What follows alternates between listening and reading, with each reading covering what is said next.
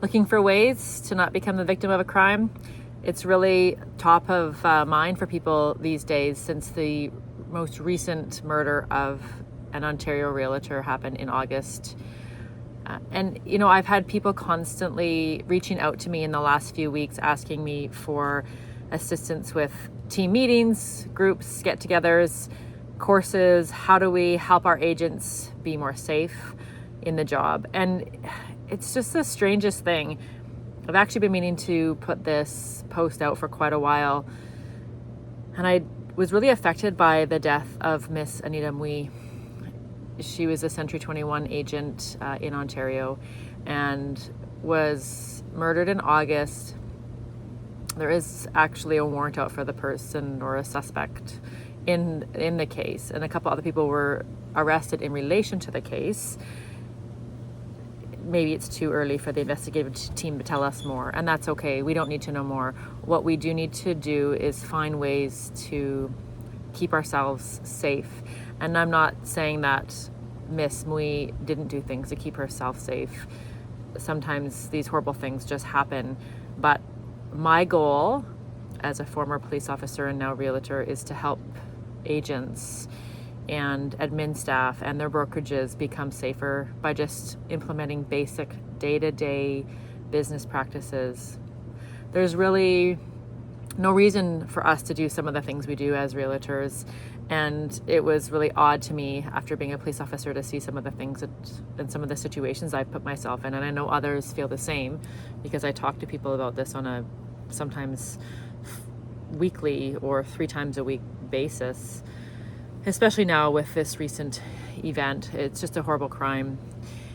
And it's really too bad that since this happened, a lot of brokerages across the country and even a few in the US have reached out to me to do talks on this. And I think, why does it have to be that we wait till somebody is killed or just something really horrific happens before we start talking about this and teaching each other?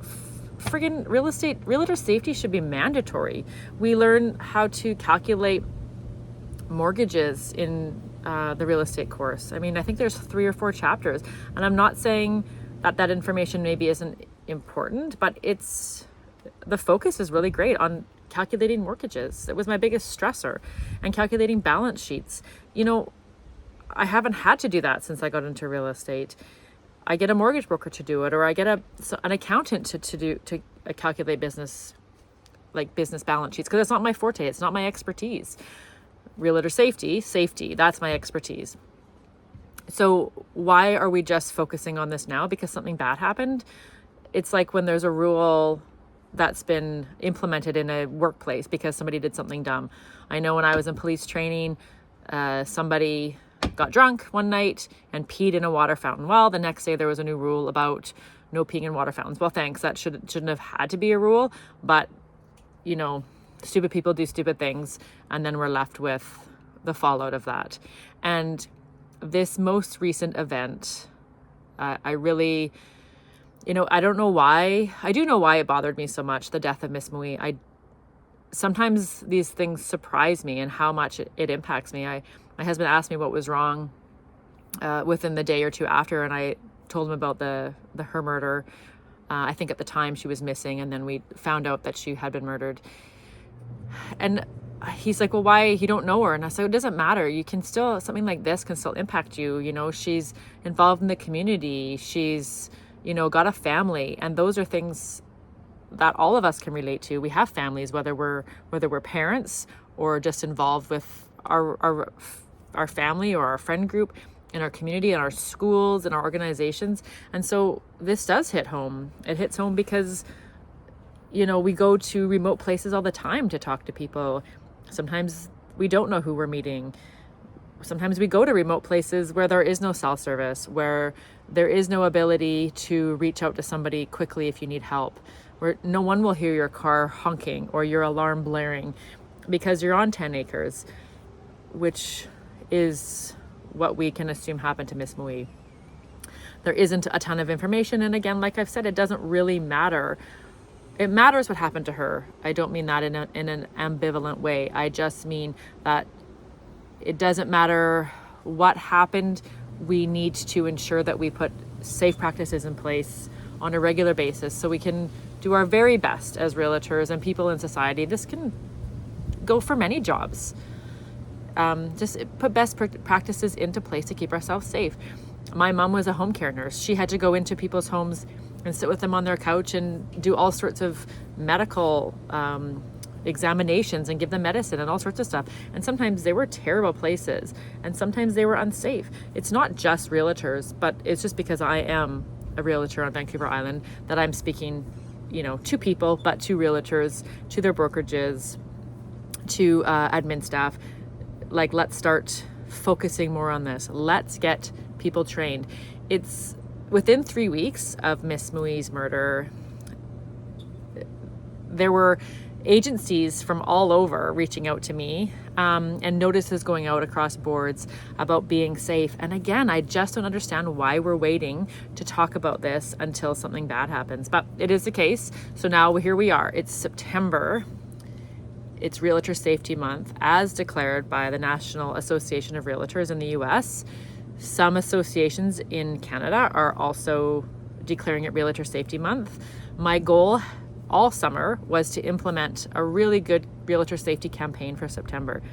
It was such a crazy busy summer with real estate and being with family that I just didn't get to it. And I feel bad about that.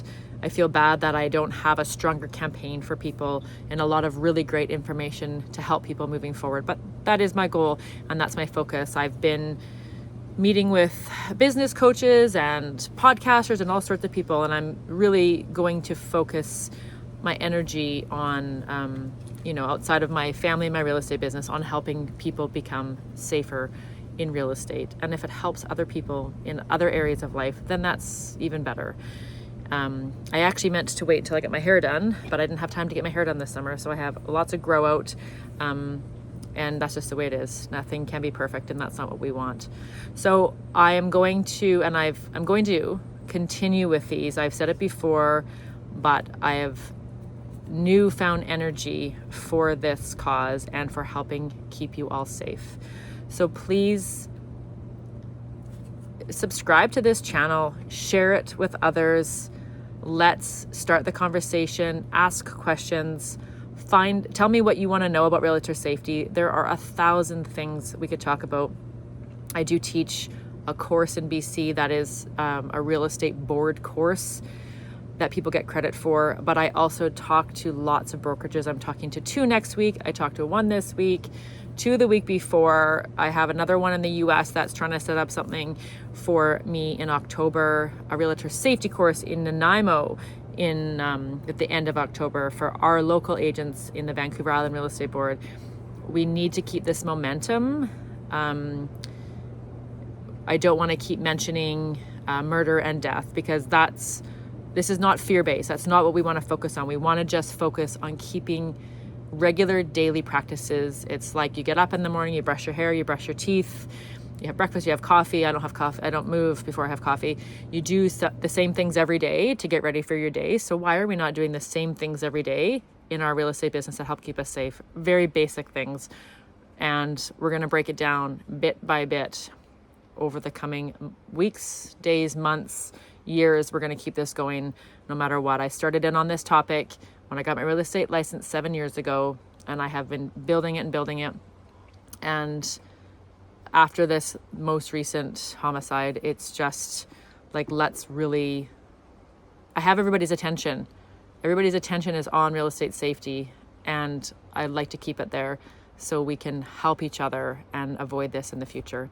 So please engage with this. It is important and it will help somebody, and that's the goal. Have a great day, everybody. Be safe, and I will talk to you very soon.